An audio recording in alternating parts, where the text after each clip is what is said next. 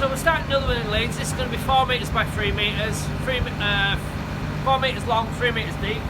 Just getting the delivery of the wood here, so we'll use timber, we'll use sheet material. It's never flat packed, there's nothing made in the factory, it's all made by hand. So that's basically the garden office, and we'll get it up and running. We're going to dig us holes today and start that. Right, so we're building a 4 metre long, 3 metre deep. It's going to be a garden room, it's going to be used as a family room. There'll be 3 metre bifolds on this side, which will slide all that way.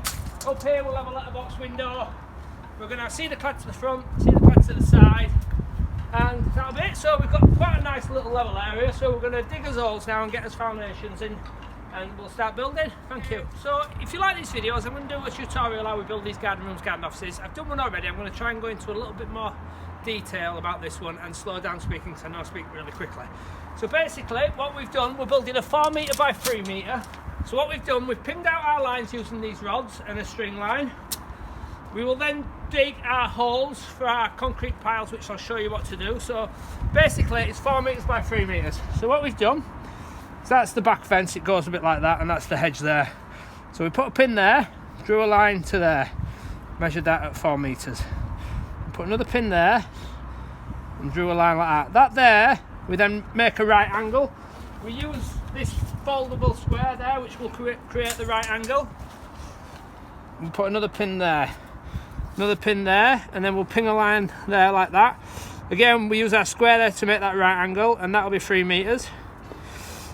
Bring that one forward there like that, another pin there, and return that one like that. And then we will check their square like that, and that will give us our square shape. So that'll be 4 metres that way, 3 metres that way. And then, so if you haven't got a folding square, what you can do is if you put your pins in like such, and then if you measure there 3, 4, then that point there is 5. So you'll either bring that line that way until you've got 5 there. 3, 4, 5 will give you a right angle. So that's another way of doing it as well. Right, so we've dug us holes. There's 19 in this case. So we've got 5 across front, 3 down each side, and 3 across middle. Each hole is approximately 600 deep. It's about 200 wide. Then we drop this rod in it here like that, threaded bar. It's got a plate washer on there. That stops it driving through the concrete. So basically, you've got your ground like that. There's your hole. So that's about 600 deep there, and we're about 200 wide. You drop your threaded bar in like that with your square plate washer on there, and then that's then filled with concrete, and then that stops the rod driving through the concrete. So all that'll be concrete, and that's your pile basically. And then we'll drop some nuts on there. We'll put a shoe on there, which will take the timber frame, and I'll show you how to do that at a later video. John's making the concrete there. We're using a mix of 6-to-1. So we've got 6 ballasts going into 1 bag of cement. It's a nice good strong mix. I'll briefly show you how we put these rods in. It's a bit sloppy this mix, but it's last bit out of cement mix because it's last thing we're doing. So what you need to do is get a good few shovels in, maybe 4 or 5, like so, and then give that a little tamp up and down, so that what you want is the concrete to go under the washer. And if you made it stiff enough, you should get it more or less.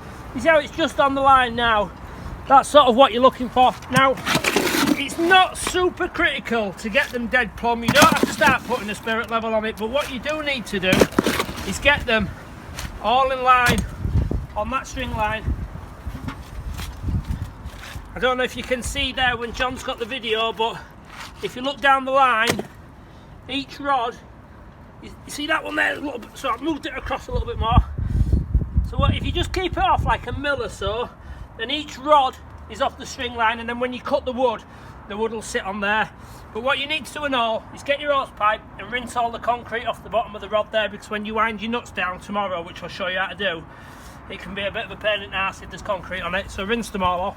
So that's it basically. That's all those concrete piles in. We've used the string line to create a shape. So we're 4 metres long, we're 3 metres deep. There's 19 piles in there, which is more than sufficient. They're on a ton of concrete.